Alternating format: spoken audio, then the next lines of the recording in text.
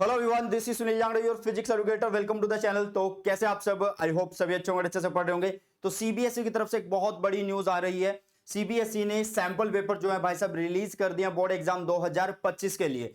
देखो यार, आप लोगों के पास सैंपल पेपर की न्यूज आप लोगों को मिल गई होगी 1-2 घंटे पहले, लेकिन किसी ने भी आप लोगों को क्लास 12 फिजिक्स के लिए सीबीएसई सैंपल पेपर का एनालिसिस नहीं दिया होगा। तो मैं आप लोगों को बताऊंगा कि यार सीबीएसई का जो पेपर आया, अभी सैंपल पेपर आया, वो कैसा आया, क्या पेपर का लेवल रहने वाला है, किस तरीके से हर चैप्टर की जो डिस्ट्रीब्यूशन है वो सही है या नहीं है, जो सीबीएसई ने पहले मार्किंग स्कीम दी थी उसके अकॉर्डिंग है या नहीं है। तो बहुत बढ़िया रहेगी ये वीडियो। छोटी सी रिक्वेस्ट कि इस वीडियो को पूरा जरूर से देख लेना बेटा जी। ओके, तो अभी सबसे पहले हम एक बार जो हमारा सैंपल पेपर है उसको एक बार से देख लेते हैं बेटा जी। ठीक है, देखो आपको क्या करना है, सीबीएसई की ऑफिशियल वेबसाइट पे आना है और आपको सैंपल क्वेश्चन पेपर में पहुंच जाना है। यहाँ पे आप लोगों को मिलेंगे सैंपल क्वेश्चन पेपर 2024-25 क्लास 12 पे क्लिक करेंगे। जैसे आप क्लिक करेंगे तो यहाँ पे आ जाएंगे और यहाँ पे आप लोगों को कहाँ पे पहुंचना है भाई, किस जो भी आपका सब्जेक्ट है वहां पे आप लोग पहुंच जाइएगा। लेकिन हम बात करने वाले हैं फिजिक्स की, है ना। तो फिजिक्स के सैंपल क्वेश्चन पेपर पे हम क्लिक करेंगे तो आपके पास ये आ जाएगा बेटा जी, सीबीएसई का sample question paper academic session 2024-25 के लिए। आप लोग देख सकते हैं, ठीक है, ऊपर कुछ इंस्ट्रक्शन लिखी हुई है।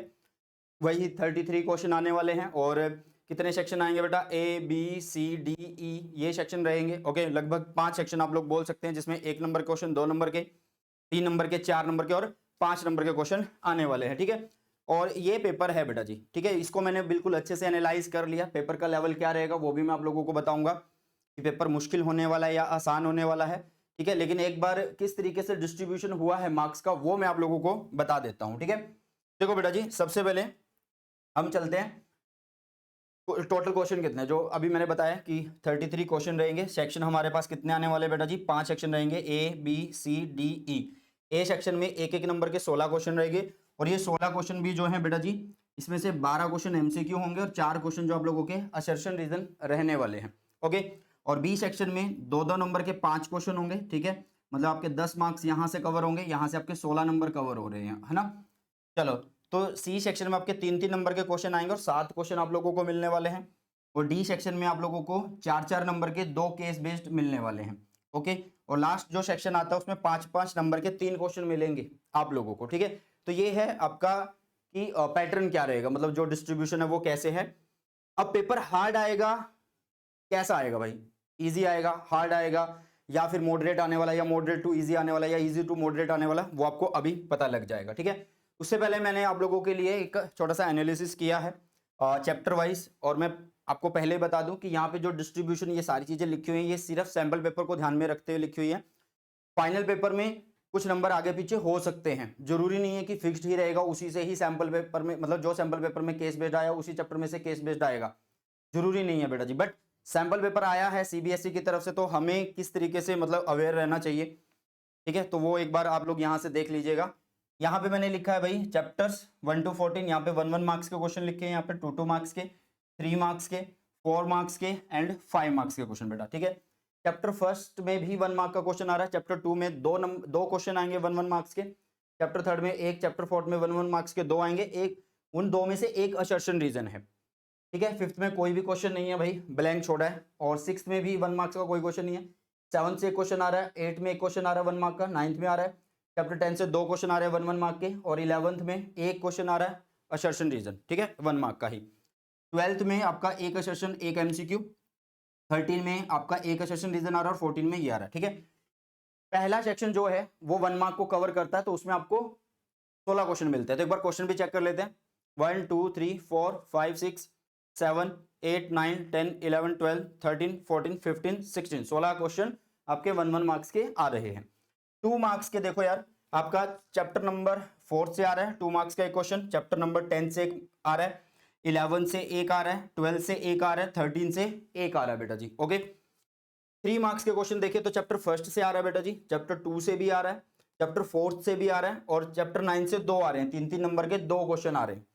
ठीक है, चैप्टर 14 से आपके 2 क्वेश्चन आ रहे हैं 3-3 नंबर के। ठीक है, चलो 4 पे देखें, मतलब 4 मार्क्स वाले क्वेश्चन केस बेस्ड कहां से बन रहा है। केस बेस्ड बेटा जी 2 चैप्टर से यहाँ पे बना है, 11th चैप्टर से और 4th चैप्टर से। अब जरूरी नहीं है, मैं बार बार बोल रहा हूं कि सिर्फ 4th से ही केस बेस्ड बनेगा आपके फाइनल पेपर में या फिर आपके 11th में बनेगा, ऐसा बिल्कुल भी नहीं है। किसी भी चैप्टर से हेरा फेरी हो सकती है, वो तो एक सिर्फ सैंपल दिखाया जा रहा है किस तरीके का लेवल रहेगा, है ना।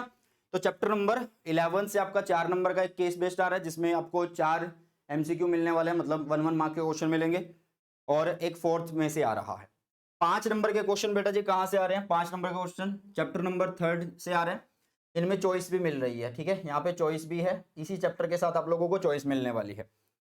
अगर हम देखें चैप्टर 6 और 7, तो चैप्टर 6 में एक नंबर, मतलब एक क्वेश्चन 5 नंबर का आ रहा है और एक क्वेश्चन 7 नंबर का आ रहा है, बट ये और में है, तो आपकी मर्जी है, आप छठे से करिए या सातवें से करिए, आप छठे से करिए या सातवें से करिए, वो आप लोगों की मर्जी रहने वाली है, ठीक है। तो मतलब यहां से सिर्फ एक काउंट होगा, तो एक क्वेश्चन ये या इन दोनों में से एक करिए तो एक ही काउंट होने वाला है, ठीक है। और चैप्टर 9 से भी एक क्वेश्चन 5 नंबर का आ रहा है, ओके। तो इस आधार पे, सैंपल पेपर के आधार पे क्या पता लगता है कि चैप्टर फर्स्ट 4 नंबर का, चैप्टर 2 5 नंबर का और चैप्टर 3 6 मार्क्स का आ रहा है। बेटा ध्यान से देखना, हमने जब भी मार्क्स डिस्ट्रीब्यूशन समझा तो उसमें पहले जो 3 चैप्टर होते हैं वो 16 नंबर के आ रहे होते हैं, बट यहाँ पे देखो ये कितने नंबर के बन रहे हैं? 15 नंबर के बन रहे हैं। तो 1 नंबर का झोल कहीं ना कहीं घपला कर रहा है ना, वो सीबीएसई के सैंपल पेपर में ही है, हमारी वीडियो में नहीं है, वो सीबीएसई के सैंपल पेपर में ही है, ओके। आपका आगे देखिएगा भाई, जो आपका चैप्टर नंबर 4 है, वो सॉरी 4 है, 11 नंबर का आ रहा है, अकेला चैप्टर 11 नंबर का आ रहा है, ठीक है। और आपके 4 से 7 तक, 4 से 7 तक जो होता था वो 17 नंबर के आने चाहिए थे। तो अगर हम 4 से देखें तो 11 और 5 और एक ये, तो ये तो पूरा डिस्ट्रीब्यूशन बिल्कुल सही है बेटा जी, ये बिल्कुल डिस्ट्रीब्यूशन बिल्कुल सही है, सीबीएसई की तरफ से ये पूरा 17 नंबर का ही आ रहा है, ठीक है। चैप्टर नंबर 8 1 नंबर का आ रहा है, चैप्टर नंबर 9 जो वो 12 नंबर का आ रहा है, रे ऑप्टिक्स, और ये कितने नंबर का आ रहा है बेटा जी? 4 नंबर का, वेव ऑप्टिक्स। तो मतलब यहाँ पे आप लोगों का ये बन गया 17 नंबर का, ठीक है, ये बन गया आप लोगों का 17 नंबर का, होना चाहिए था 18 नंबर का ये, ठीक है। तो मतलब यहाँ पे भी ये कितने नंबर का है भाई? 15 नंबर का है, बट सीबीएसई के अकॉर्डिंग ये 16 नंबर का होना चाहिए था, और यहाँ पे ये 18 नंबर के होने चाहिए थे ये तीनों चैप्टर।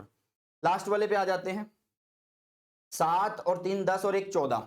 देखो मॉडर्न फिजिक्स में 3 चैप्टर 11 12 और 13 वो आने चाहिए थे 12 नंबर के, बट ये कितने नंबर के बन रहे हैं? 7 और 4 11 और 3 14, तो ये 14 नंबर के ये बन रहे हैं। तो भाई मतलब जो 2 नंबर, एक ये वाला नंबर और एक ये वाला नंबर जो एडजस्ट हुआ वो मॉडर्न फिजिक्स में चला गया है, ठीक है।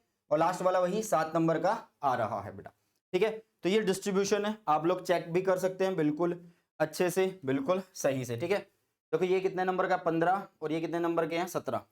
15 और 17 कितने हो गए? 32 हो गए भाई साहब, कितने हो गए? 32 हो गए। नेक्स्ट आपका 17 नंबर का, तो ये हो गए 49, ठीक है।